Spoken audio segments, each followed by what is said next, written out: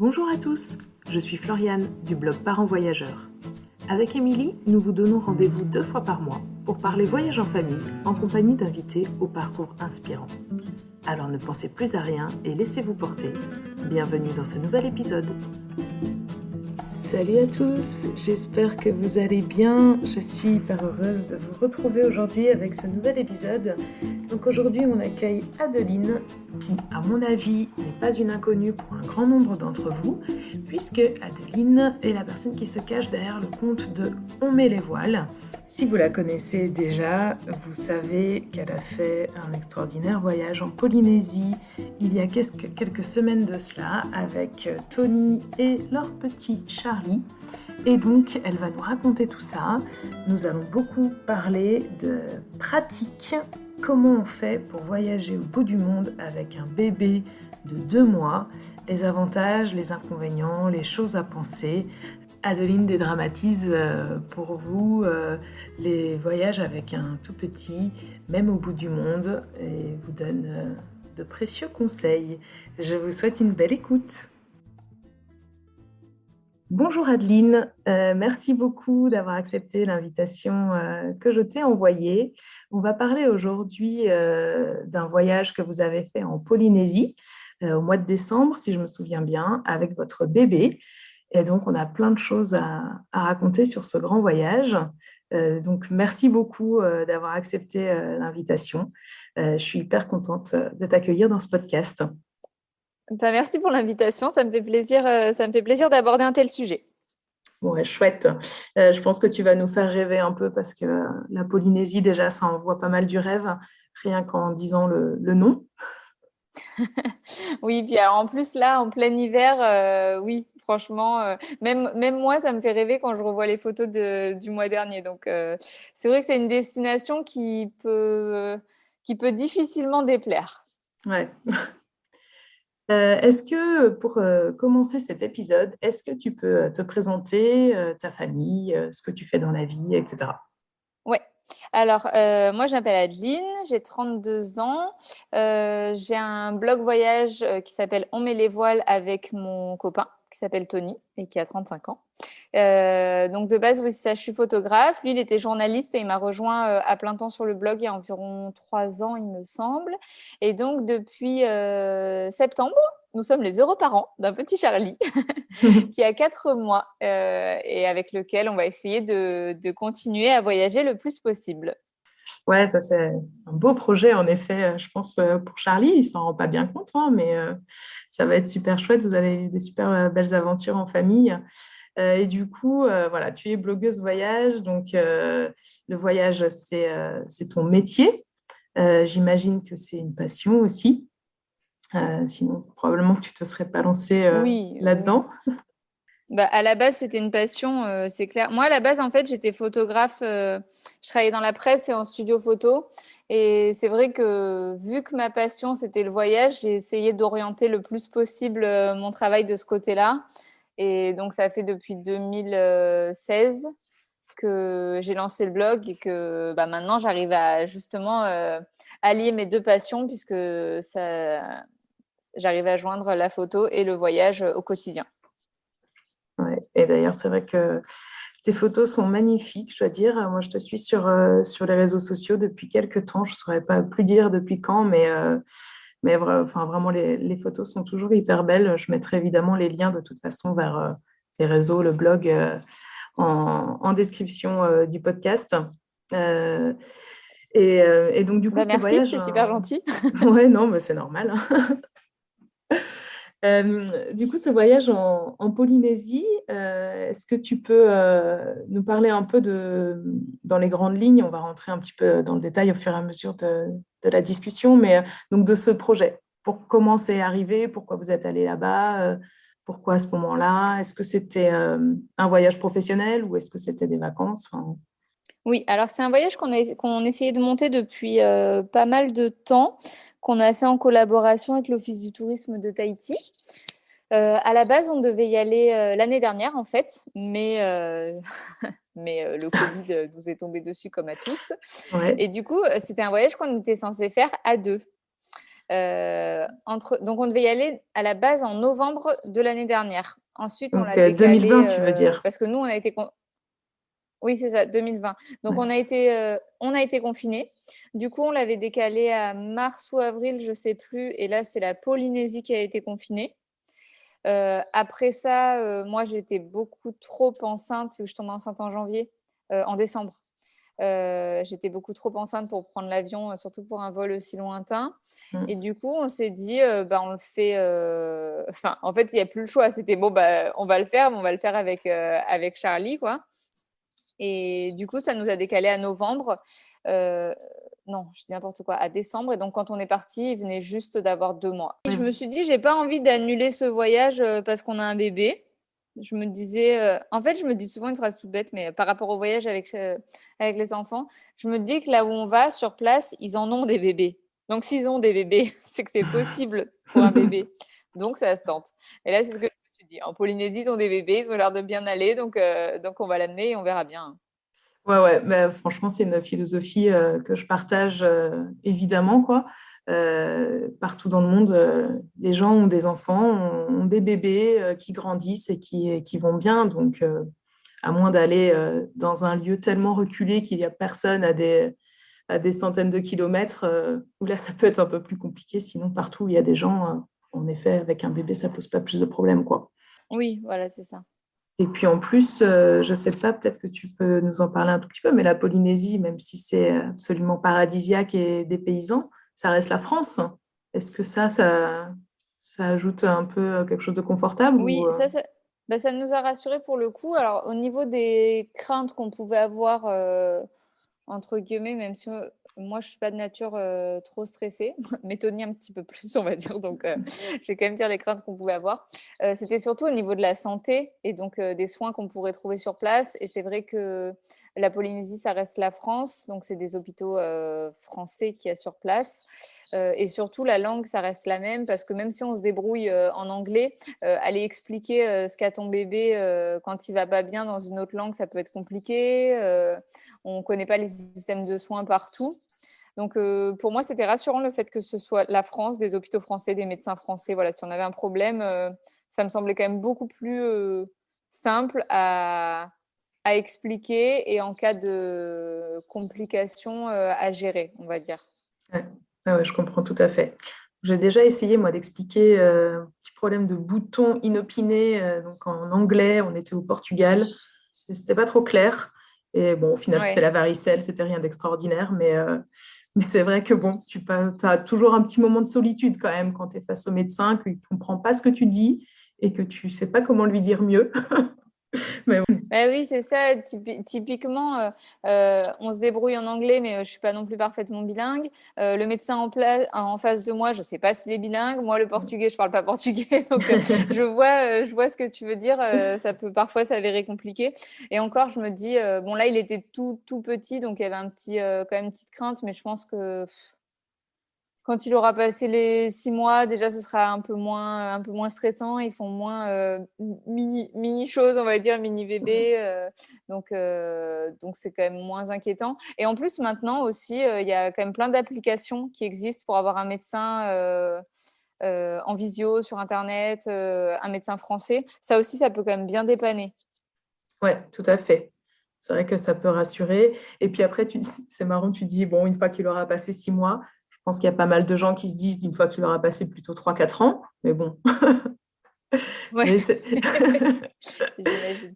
mais c'est vrai que bon, là, à 2 mois, du coup, vous vous connaissiez pas encore très bien finalement avec Charlie. Il a pas encore montré tout ce qu'il pouvait faire comme petite surprise. Donc, c'est vrai que plus les mois passent aussi, Ouais, les parents mais savent réagir aussi. Donc, tu pars de plus en plus confiant, quoi. bah, c'est vrai, mais en même temps, Charlie, c'est un bébé qui a jamais été stressant. C'est-à-dire que si il avait eu des problèmes de santé, je pense qu'on serait pas parti parce Ouais. que pas envie de jouer avec le feu, on va dire. Mais Mm. depuis le début, c'est un bébé qui mange bien, il grossit bien, il est au-dessus des courbes, il nous a jamais fait de fièvre ou je sais pas de petites maladies de bébé, de rhume, de rien. Donc c'est vrai que sachant que tout allait bien, vraiment, moi je suis partie détendue, quoi. Ouais. Bon, bah, super. Et du coup, est-ce que tu peux, avant qu'on rentre un petit peu plus dans la pratique de comment ça s'est passé bah, pour Charlie et puis pour vous en tant que parents, est-ce que tu peux juste nous dire dans les grandes lignes l'itinéraire que vous avez fait, combien de temps vous êtes partis?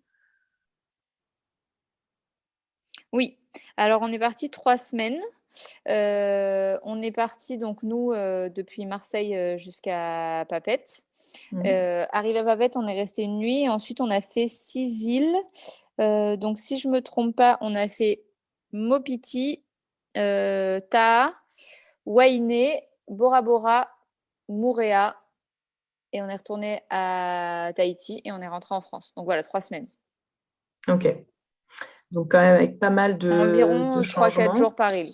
Ouais, ok. Et Oui, oui, c'est ça, on changeait tous les 3-4 jours et c'était quasiment que des vols internes, donc en avion. ouais, d'île en île, des petits sauts de puce de 10-15 minutes d'avion.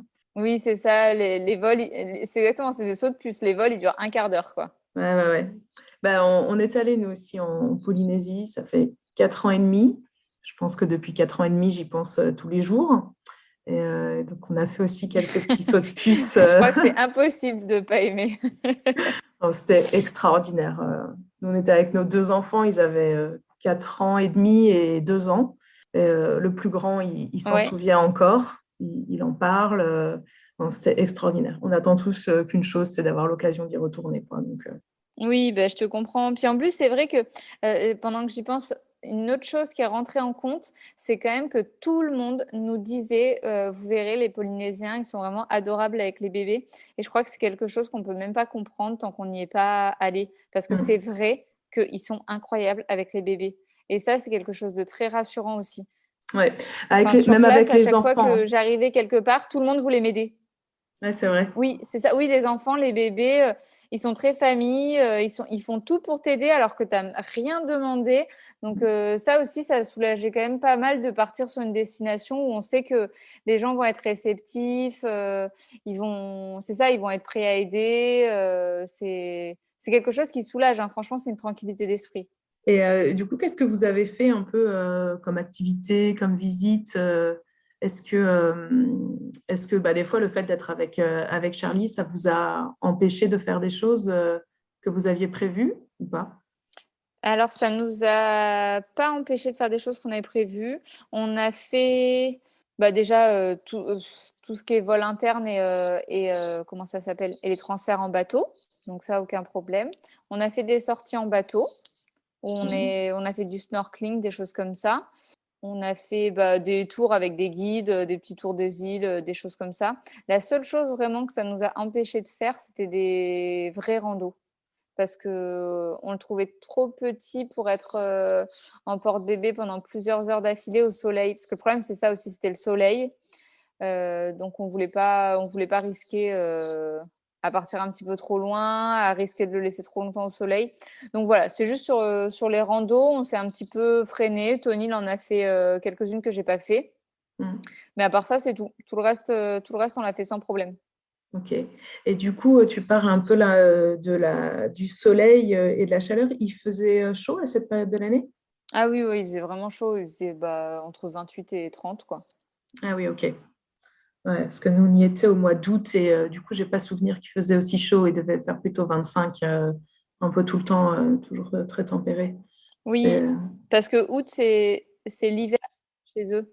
Et ouais, du coup, il fait plus frais. Nous, on y est allé ouais. pendant l'été là-bas et il faisait un peu plus chaud. C'est vrai qu'il faisait quand même vraiment chaud, hein. On l'avait souvent en porte-bébé et quand on le prenait en porte-bébé, enfin en écharpe, pas en porte-bébé, justement en écharpe.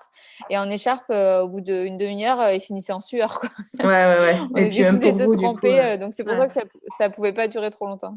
ouais, ouais. Ouais, ouais, c'est ça. Même pour nous, c'est éprouvant quand même. Et du coup, là, pour le soleil, on peut rentrer directement petit à petit un peu dans les petits points pratiques du voyage avec un bébé.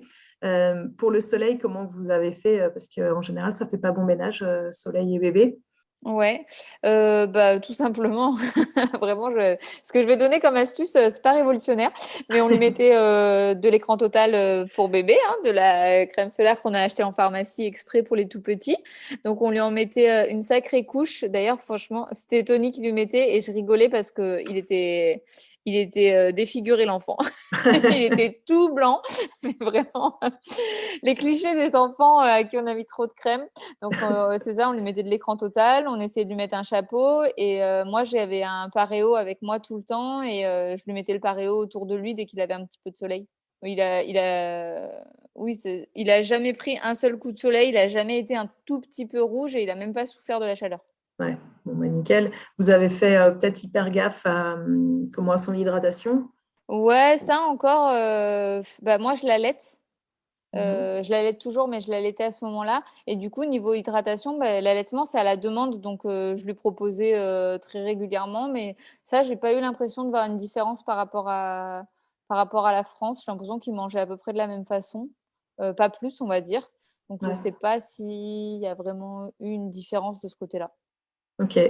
Et du coup, d'un point de vue nourriture, en effet, aucun problème.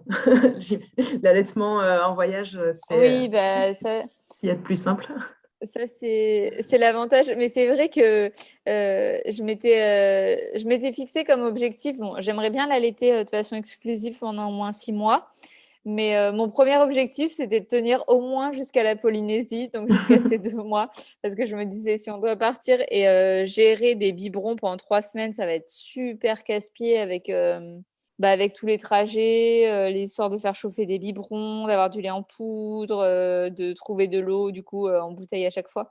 Donc on se disait si je l'allaite, ça libère quand même d'un sacré poids. Et effectivement sur place, c'était tellement facile de l'allaiter Mm. parce que bah, sur place et pendant le trajet d'ailleurs, parce que dès qu'il a faim, bah, il mange et bah, c'est prêt, hein, c'est chaud. Ouais. Et pendant les vols en avion, dès qu'il est un petit peu triste, qu'il pleure un peu, on est vraiment facilement au sein, ça le calme vite. Donc ça, j'ai envie de dire franchement à ceux qui veulent voyager avec des tout petits, si vous hésitez avec l'allaitement, allez-y parce que c'est tellement simple en fait. Enfin, quand ça marche bien, parce qu'il y a des femmes pour qui c'est plus compliqué de lancer l'allaitement et tout. Mais si ça roule, si ça marche bien, franchement, c'est tellement simple. Mm. Ouais, ouais, bon, alors après, moi, tu vois, de mon expérience, donc moi, l'allaitement, ça n'a pas fonctionné avec mon aîné. Donc, on est très rapidement passé au biberon. Ouais. Et donc, pour le deuxième, j'ai pas voulu revivre un peu ce petit traumatisme quand même de cet échec. Et donc, je ne l'ai pas allaité non plus. Et on a toujours voyagé quand même, même avec eux tout Ouais. petits, bébés, même dans des pays lointains. Et en fait, c'est vrai que le seul truc qu'on a toujours fait, c'est qu'on avait à chaque fois notre boîte de lait en poudre. Après, de l'eau en bouteille, du coup, enfin, t'en trouves, de l'eau minérale, t'en trouves partout. Et puis, par Oui. contre, ils ont bu beaucoup de biberons à température ambiante. Hein, faisait pas chauffer. Comme ça, c'est vite Oui. prêt aussi. Hein. Tu Ouais. le chauffes un peu entre tes mains. Enfin, tu vois, en le mélangeant, là, ça chauffe un petit peu et ça passe crème aussi.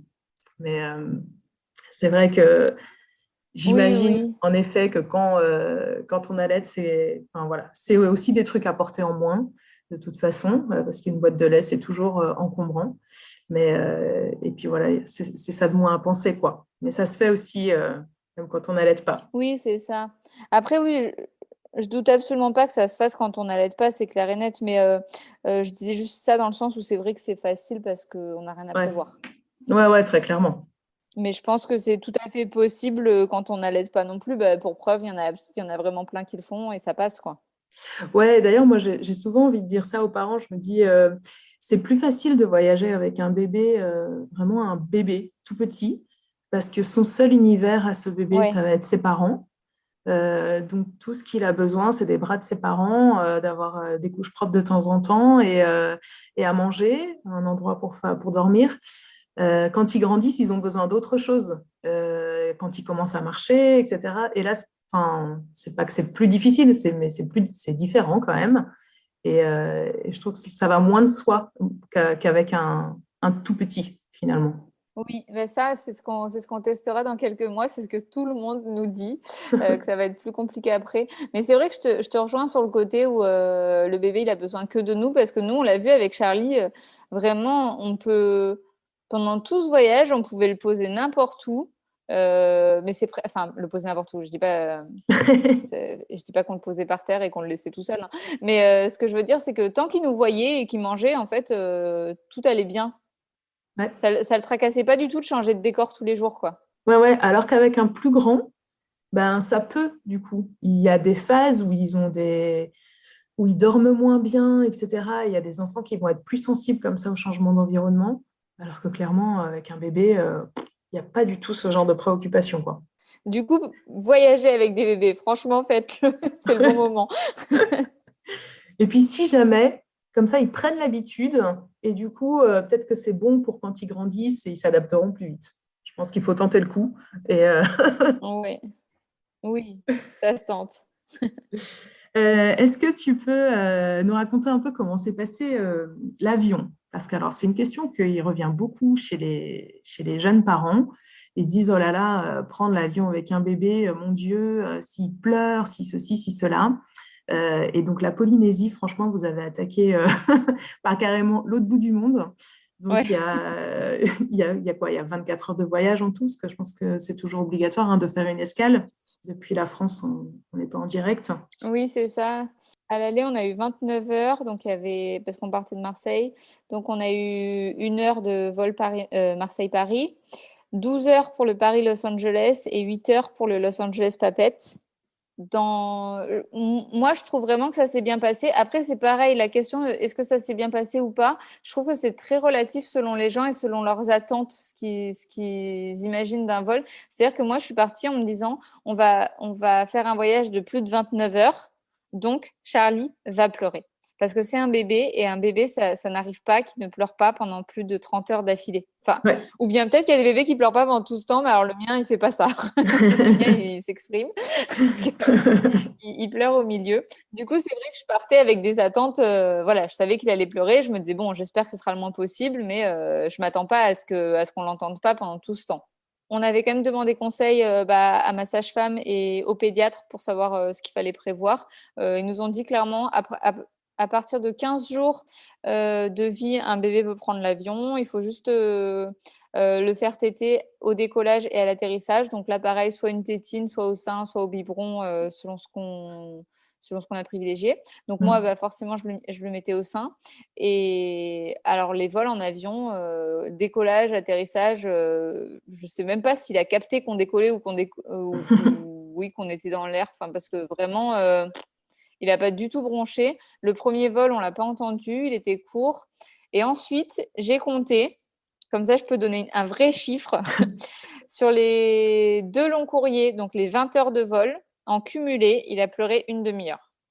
Donc, genre 4 fois 5 minutes et une fois presque 10 minutes en arrivant sur la fin. Ok.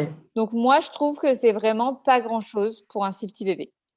Pour un si petit bébé, surtout pour un si long voyage, en effet. Ouais, Après, c'est ça. Je me en tant que disais, parent, franchement, c'était bien. Je m'attendais à pire. ouais. Est-ce que vous, du coup, enfin, comment vous avez géré là, ces moments où il pleure dans l'avion? Parce que dans l'avion, tu te dis, oh là là, il dérange tout le monde, etc., etc. Comment vous avez géré ça? Alors déjà, on a tout fait pour qu'il n'en arrive pas à pleurer. Ça, c'est quand même important à dire, c'est qu'il n'a pas fait que dormir et pleurer pendant 5 minutes. C'est que dès qu'on voyait qu'il commençait un petit peu à grimacer, on était au taquet, quoi. Vraiment, Mhm. genre, ah, Charlie, attends, je te donne un jouet, je te donne un truc, attends, je te mets au sein. Donc, on l'a vraiment distrait au maximum pour qu'il pleure pas. Et quand vraiment il pleurait, c'est-à-dire que je le mettais au sein, ça marchait pas. Du coup, Tony le baladait un petit peu. On a un petit truc. Je crois que tous les parents ont des trucs qui marchent un petit peu avec leur bébé. Nous, on Ouais. a quelque chose, c'est que quand on le porte de haut en bas, comme si on lui faisait faire des escaliers imaginaires, on va dire, Mhm. et ben souvent, il arrête de pleurer. Donc, Tony se baladait dans l'avion en lui faisant faire des escaliers imaginaires. Il avait l'air. Il était très content. Il me disait, j'ai l'air super ridicule. Mais pour Charlie, donc ok. Mais du coup, on faisait ça et généralement, il arrête de pleurer assez vite. Et ouais, il n'y a que sur le dernier vol en arrivant qu'il a pleuré pendant une dizaine de minutes. Ce qui peut. Enfin, je sais que pour certains, ça semble pas long, mais c'est vrai que quand il pleure vraiment fort, moi, ça me brise un peu le cœur. Donc, ça m'a semblé un petit peu long. Et bon, au bout de 10 minutes, voilà, il s'est calmé. Je sais pas, disons que ce qu'on a essayé, au bout d'un moment, ça a marché. Je pense qu'à la fin, c'était un petit peu long pour lui. Mais c'est comme tout avec les bébés, tout ce qui est un petit peu dur, bah, à un moment donné, ça s'arrête, tout Ouais. passe. Donc voilà. Et le fait qu'ils pleurent dans un avion et que ça puisse déranger les gens autour.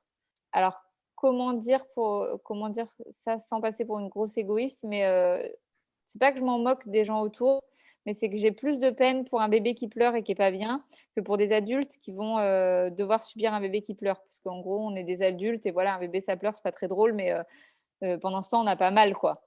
Ouais. Donc, c'est pas très grave. Moi, je me dis, si mon bébé il pleure un peu, bah, les gens autour, ils vont prendre leur mal en patience et puis c'est tout. Moi, j'ai déjà fait des vols avec des bébés qui pleurent et j'en suis pas morte. Donc, chacun a le droit d'être dans un avion. Les bébés, ça pleure. Tant pis pour les gens que ça énerve. De toute façon, je peux rien faire de plus. Non, mais c'est sûr. Puis au final, tu as raison, Dans la sur un mesure où si je long fais voyage, tout, c'est ça, tu vois, 5-10 minutes, c'est pas non plus la mer à boire, quoi. Donc, voilà, c'est toujours, moi, je trouve que c'est toujours un petit peu gênant parce qu'on sait oui, qu'on c'est dérange ça. les gens, mais en même temps, tu fais ce que tu peux pour calmer ton bébé. Et donc voilà, on a tous fait des vols avec des bébés qui pleurent et en effet, on s'en est tous remis. Il faut savoir aussi que les personnels, comme dans l'avion, enfin après ça dépend toujours de l'équipe sur laquelle on tombe, mais nous on est parti avec Air France et franchement le personnel à bord ils étaient adorables, vraiment par rapport au fait qu'on a un bébé, à toujours nous demander si ça allait, si on avait besoin de quelque chose, tout ça. Ils nous avaient mis les petits lits vu qu'on avait on avait réservé les places de devant Ouais, dans les avions. Quand on est en début de comment ça s'appelle de salle entre guillemets, il peut y avoir des places pour les tout petits. Alors ça dépend des compagnies. Mais du coup, on avait, je sais plus comment il s'appelle ça, c'est pas un berceau, mais un bac, quelque chose comme ça. Mais du coup, on avait quand même un petit lit pour le poser de temps en temps, et ça aussi, c'était bien pratique. ouais. Oui, comme ça, il n'est pas tout le temps sur vos genoux. Et il a un petit lit où il est allongé. Et Oui, donc, alors il n'a pas dormi dedans tout le temps, hein, parce qu'il préfère quand même être dans les bras, mais ça a permis de le poser une demi-heure par-ci, une demi-heure par-là, et franchement, dans ces moments-là, ça fait du bien ouais. de le poser un peu. Ouais, ouais. Et c'est vrai, ça, c'est bon à savoir, hein. Les familles ont un peu les places privilégiées. En effet, je ne sais pas comment on appelle cet endroit où l'avion est coupé par un petit mur, là, et puis il y a un petit peu plus d'espace. Et donc, il y a la place pour accrocher ce petit lit à cet endroit de l'avion. Donc, les familles sont mises là en priorité. Je crois que ces petits lits sont prévus jusqu'à 2 ans. Bon, moi, très clairement, on a fait un voyage au Japon. Mon fils avait 1 an. Enfin, il n'avait pas tout à fait 1 an, mais à quelques semaines près. Et bon, il touchait de tous les côtés du petit lit, quoi. Donc, c'est... Ouais, je sais pas si c'est 2 ans. Nous, ils nous ont dit 10 kilos et 75 centimètres, je crois. Et là, il fait déjà 8 kilos et 70 centimètres. Donc, je pense qu'il va pas faire les Ouais, 2 ans dans le bac. Mais ouais, je pense pas que ce soit beaucoup plus. Après, ça dépend du bébé qu'on a. Mais oui, dans tous voilà. les cas, si on peut l'avoir, faut le prendre.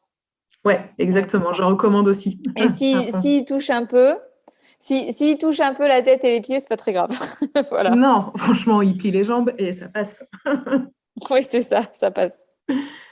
Il y a un autre petit point quand même qui peut être assez violent quand on va en Polynésie, une fois qu'on a passé ces 24 heures de voyage, voire un petit peu plus, c'est le décalage horaire.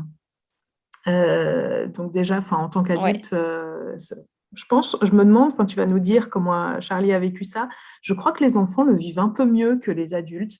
Nous, enfin, on est passé en Polynésie en fait après un long voyage en Océanie. Donc la Polynésie, c'était la fin. Donc à l'aller, on n'avait pas de problème. Par contre, après, on est rentré en Europe directement et là, on a été déglingués pendant 10 jours. C'était juste abominable. Les enfants, ça allait beaucoup mieux que nous.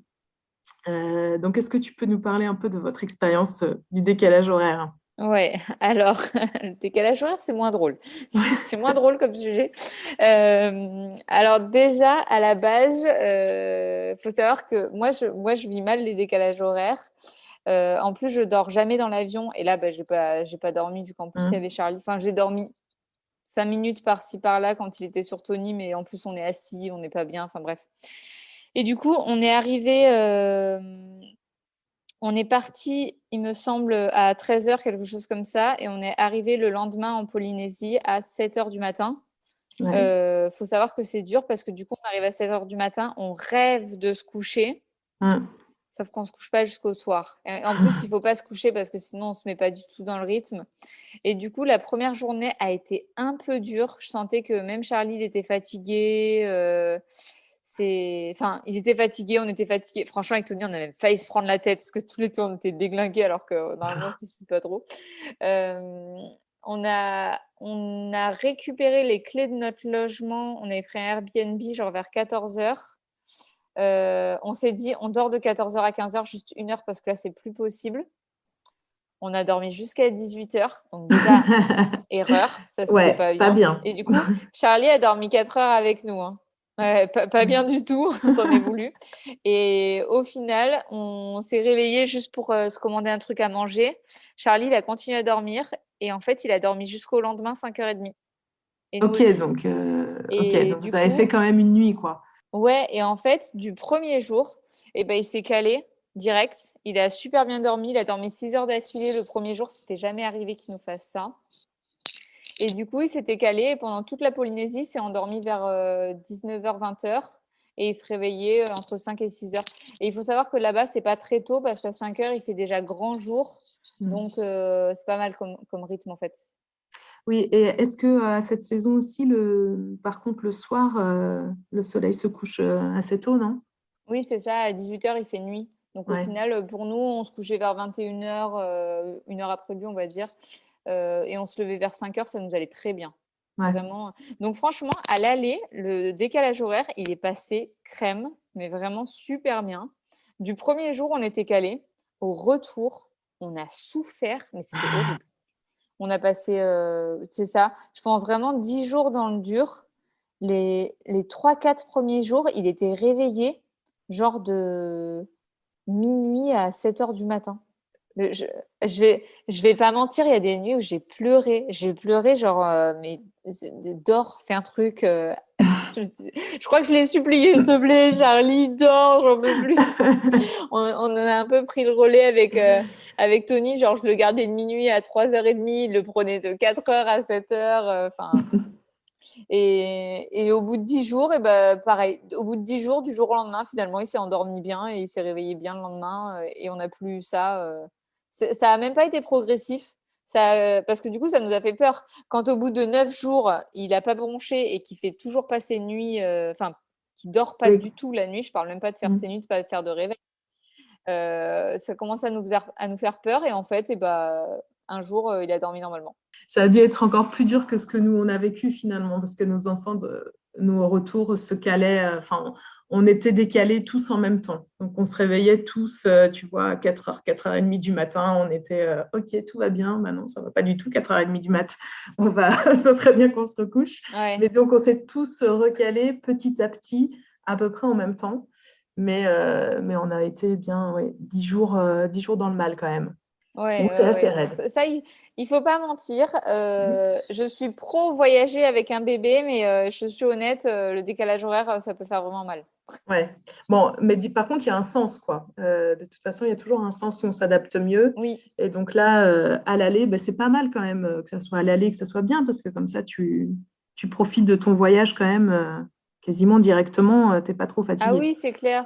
Oui, je préfère largement qu'on ait souffert au retour chez nous que à l'aller en Mm. Polynésie, c'est clair.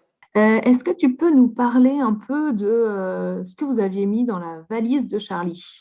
Qu'est-ce que vous avez apporté de spécifique pour lui Alors, déjà, je vais te dire que nous, on n'est pas des, comment on peut dire ça, des grands consommateurs, c'est-à-dire qu'on ne prend pas beaucoup de choses. Même pour nous, moi, je peux partir avec 2 culottes et ça me va très bien. Donc, Mm. j'ai un petit peu cette philosophie de pas prendre trop de choses. J'aime pas du tout être surchargée. Ça me bloque plus qu'autre chose d'avoir trop d'affaires. Et donc pour Charlie, même si on est parti avec plus de choses, on n'a quand même pas pris trop. Donc on a pris. Déjà, ce qui est bien, c'est que là-bas, il faisait chaud. Donc ça allège pas mal les valises. Ouais. On a pris plein de body. Plein de body parce qu'on s'était dit qu'on le laisserait en body toute la journée. Donc des petits body manches courtes. Franchement, j'ai pris 2 tenues que je trouvais un petit peu mignonnes avec des petits shorts pour lui faire des petites photos. Heureusement, ça prend pas beaucoup de place. Mais à part ça, quasiment rien. On a pris des bodys. Ah oui, on avait pris des pyjamas et des tenues chaudes pour l'avion. Parce que ça, pour le coup, il faisait vraiment froid dans l'avion. Et quand on est parti, nous, il faisait vraiment froid. Et après, comme affaire vraiment vêtements, je réfléchis, mais je crois qu'on a pris que ça. On avait pris des pyjamas fins. Alors, il y avait des gens qui nous avaient dit, faites attention, en Polynésie, il fait quand même froid le soir, donc prévoyez des affaires chaudes. Et du coup, on avait aussi pris des pyjamas en polaire, genre 2 ou 3, qui ne nous ont jamais servi. Donc ça Mhm. nous a pris de la place pour rien. Mais c'est vrai que par prévoyance, on l'a pris quand même. Et niveau vêtements, c'est tout. Niveau trousse à pharmacie, c'était presque ça qui, moi, m'importait un petit peu plus.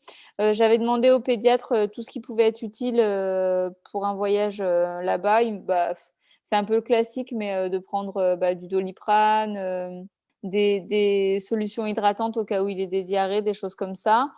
Et après, au final, il n'y avait pas grand-chose hein, pour les bébés. Oui, je réfléchis, hein, mais je sais plus comment ça s'appelle, les solutions qu'on met dans les yeux, là, au cas où Ouais, du collyre. ils aient un petit peu mal aux yeux. Oui, ouais, c'est ça, du sérum Phi, des choses comme ça. Mhm. Et puis, c'est tout. Puis des lingettes et des couches, quoi. Ouais, ok. Et en couche, vous aviez pris la totale pour 3 semaines ou vous vous êtes dit que les bébés polynésiens portaient aussi des couches? On s'est dit que les bébés polynésiens portaient aussi des couches. On en a quand même pris pas mal. Franchement, on en avait pris pas mal. Je pense qu'on en a eu pour la moitié du séjour quasiment. Parce que déjà, on avait la place dans les valises et on s'était dit, c'est bien parce que si au retour, on veut ramener des choses, si on s'achète des choses là-bas, les couches auront libéré de la place, Voilà. vu qu'on les aura utilisées. Et c'est vrai qu'il y a des îles où il n'y a pas grand-chose, il n'y a pas de supermarché, de choses comme ça. Donc, on s'était dit, on veut aussi être tranquille et pas devoir courir, trouver un supermarché, un truc, alors que sur certaines îles, il n'y en a pas trop. Du coup, on en avait pris beaucoup. Ouais, je pense pour la moitié du séjour, donc une dizaine de jours. Et après, on en a acheté sur place. Et franchement, ça se trouve très facilement parce que effectivement, les bébés polynésiens mettent des couches aussi, donc ça se trouve. Et est-ce que vous aviez pris peut-être des petits jouets pour lui? Enfin, moi, à 2 mois, il réclame pas encore grand-chose, mais peut-être juste des petites choses pour le distraire à des moments où il serait un petit peu chagrin. Non, parce qu'à 2 mois, il s'intéressait pas du tout aux jouets encore. On a pris un hochet qu'on a perdu le premier jour. Ok. Donc, un peu un gros échec. Du coup, non, je réfléchis, mais non, on n'avait pas du tout de jouets. Non, on le distrayait nous, mais c'est vrai qu'à 2 mois, il s'intéresse pas encore trop aux jouets. En fait, la Ouais. différence est assez flagrante parce que quand on est rentré, il avait quasiment 3 mois et à 3 mois, ça l'intéressait. Alors que pendant qu'on était en Polynésie, pas du tout. Après, moi, je suis adepte de trouver des jouets qui n'en sont pas. C'est-à-dire que Mm. je lui donnais une banane, des petites choses comme ça. Tiens, une feuille, tu peux jouer avec. Pendant qu'on était là-bas, par contre, il a commencé à avoir mal aux dents. Et donc, on lui a acheté deux petits, je sais pas comment ça s'appelle, mais des espèces de pareil pour dire que dans les pharmacies, on trouve tout là-bas, hein. Donc, on lui a juste pris deux petits jouets comme ça qu'il pouvait mordre. On lui a acheté sur place. Ouais, c'est vrai que ça peut servir aussi. Sinon, peut-être que le pédiatre vous avait donné des trucs, c'est à la camomille, je pense qu'on donne pour les dents. Enfin, je m'en souviens plus trop, ça remonte un peu, Oui, mais ah bah oui, d'ailleurs, on avait ça dans la trousse à pharmacie pendant que j'y pense, le Calmosine et le Dolodon, la petite crème à mettre sur les dents, là, enfin le petit ouais. gel. On avait ça en plus, ouais. Oui, ça marche pas très très bien pour nous, mais on l'avait pris au cas où, ça peut dépanner par moment. Et sinon, est-ce que vous aviez pris du matériel de puriculture un peu plus gros?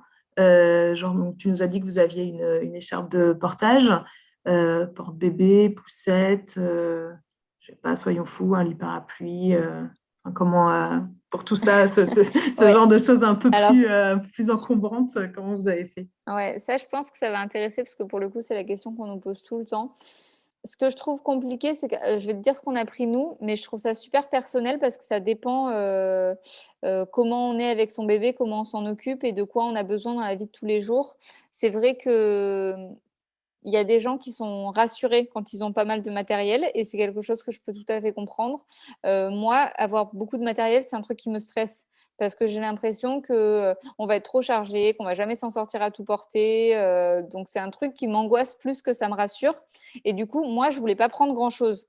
Mais je comprends aussi tout à fait qu'il y ait des gens qui aient envie de partir avec du matériel pour se sentir, rassurés et savoir quoi faire de leur bébé tout le temps. Mais alors pour le coup, nous, on est parti avec une écharpe de portage et c'est tout. On n'avait pas de cosy, pas de poussette et pas de lit parapluie. Donc Pour toutes les sorties qu'on a fait, on nous a soit prêté des cosy à chaque fois parce que les guides, ils en avaient, par exemple pour les bateaux, les choses comme ça. Soit on en avait parce que quand on louait des voitures, bah, du coup, on prenait les sièges auto et on avait les cosy avec nous. On n'a pas pris de lit parapluie. Ça, dans quasiment tous les hôtels, ils en ont. Mais pour le coup, j'avoue, on n'en utilise pas. Alors, je sais que c'est pas conseillé de dormir avec un bébé, mais nous, il dort avec nous quand on est en voyage. Vu que chez moi, j'ai un cododo, donc c'est un petit peu pareil. Je mettais des choses pour bloquer sur le côté. Faut savoir que là-bas, ils ont principalement une clientèle américaine, donc ils ont des très grands lits dans tous les hôtels. On est sur du 180 quasiment. Donc on faisait comme ça. Et pas de poussette, non, sachant que quand on voulait faire des balades, on le prenait en écharpe. Et du coup, il n'y a rien qui vous a manqué? Ou est-ce que des fois, vous vous êtes dit, ah mince, si on avait eu, je ne sais pas, peut-être une poussette justement ou... La poussette, en fait, ça aurait pu être plus pratique pour une chose. Il y a un seul moment où on se disait, là, ce serait bien qu'on ait une poussette. C'était quand on était au resto. Parce que c'est vrai qu'au resto, avoir le bébé en écharpe, c'est casse-pied parce que tu vois pas ton assiette. Et puis, tu peux pas trop le bercer, sinon bah, tu bouges en même temps. Donc, pour le resto, je trouve que c'était casse-pied de rien avoir. Sauf quand on avait les cosy. Par contre, là, on le posait et on pouvait le bercer un petit peu. Donc, ça, c'était bien. Mais je pense que les poussettes, du coup, c'est pas du tout pour faire des balades. Moi, que j'aurais trouvé ça bien, c'est pour les restos. Mais c'est vrai pour les restos ou pour les aéroports aussi, souvent, les parents aiment bien avoir une poussette parce que c'est facile. Parfois, il faut marcher un peu vite. Ça facilite un peu la tâche, quoi. Oui, ce qu'il faut pas oublier aussi, c'est qu'on est parti avec Charlie. Il était vraiment tout petit, il avait 2 mois, donc léger. Je dis pas, si je pars avec lui, que je refais le même voyage dans 6 mois, je suis pas du tout sûre de partir sans poussette. Pour le coup, je pense que je prendrai une poussette parce il sera beaucoup plus lourd, c'est beaucoup plus Ouais. compliqué. On n'a pas envie de se porter un bébé de 12 kilos pendant 3 heures. Donc c'est vrai que ça s'adapte aussi à la taille et au poids du bébé, hein. Ouais, ouais, tout à fait. En ce qui concerne le rythme de vos journées, donc bah, tu nous as dit que vous vous leviez très tôt et couchiez tôt, mais que ça c'est pertinent par rapport un peu au rythme de vie aussi là-bas en Polynésie et aux heures d'ensoleillement. Est-ce que tu dirais que vous avez fait vos activités à votre rythme et Charlie suivait? Ou est-ce que vous avez quand même parfois ou souvent dû vous adapter, lui, à son rythme, à des siestes ou quand il avait faim, etc. Alors, je dirais un peu des deux. Alors, il n'avait pas de rythme à cette époque-là, de rythme de je mange à telle heure et je dors à telle heure, parce que bah, trop petit. Là, à 4 mois, il commence à peine à avoir un rythme qui se dessine. On sait à peu près le nombre de siestes qu'il fait dans la journée, et encore, il n'est pas calé. Je ne peux pas dire il dort de 11 heures à midi, parce que ce serait faux. Donc, au niveau rythme, de toute façon, on n'avait pas d'horaire en tête à respecter. Moi, ce que j'avais fait, c'est que j'avais prévenu tous les guides qu'on avait pour les journées où on avait des guides ou des excursions, des choses comme ça. J'avais dit, moi, j'ai un bébé, il est tout petit, donc je m'adapte à lui. Si on doit faire moins de choses dans la journée parce qu'on n'a pas le temps de faire tous les arrêts, c'est pas grave. Donc voilà, je veux dire, j'acceptais déjà la possibilité de peut-être faire un petit peu moins de choses. Sur les excursions en bateau, ça changeait rien parce qu'en fait, je pouvais lui donner à manger n'importe quand. C'est juste quand on faisait des tours en voiture que du coup, je m'arrêtais enfin, on faisait une petite pause de 20 minutes pour lui donner à manger. Mais franchement, ça passe vite. En plus, à cet âge-là, il mange vite, il reste pas très longtemps. Moi, je lui donnais à manger en 10 minutes, un quart d'heure. Parfois, il s'endormait au bras. Puis, c'est pareil. Franchement, il s'endormait n'importe où. Il pouvait dormir dans nos bras, dans son cosy, posé sur des serviettes. Donc, c'était vraiment assez facile, je dirais. Il y a juste une journée où on s'est retrouvé un peu bloqué, où là, on avait annulé pas mal de choses. C'est qu'il nous a fait un pic de croissance, chose dont je n'avais jamais entendu parler avant d'avoir un bébé.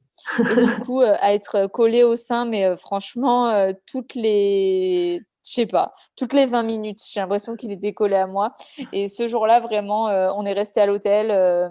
Il a fait que manger, dormir, manger, dormir, manger, dormir. Et c'est limite, heureusement que Tony est allé me chercher à manger à moi, parce que sinon, je crois que j'aurais vraiment rien fait du tout. Je me serais laissé mourir de faim, tellement il était demandeur d'attention. Mais il nous a fait ça une journée. Le lendemain, c'était réglé. Et du coup, non, franchement, pas très problématique quand même. Ok. Disons qu'on pouvait faire beaucoup de choses. Mais même là encore, si on partait avec lui à 4 mois, il s'endort facilement n'importe où. Enfin, n'importe où. Disons que tant qu'il s'endort dans les bras, bah, quelque part, ça veut dire qu'on peut faire ce qu'on veut parce que bah, il dormira dans nos bras. Et sinon, il s'endort très facilement en voiture.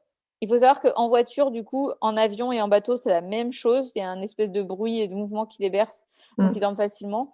Du coup, à partir de ce moment-là, ah oui, en écharpe aussi, il s'endort facilement.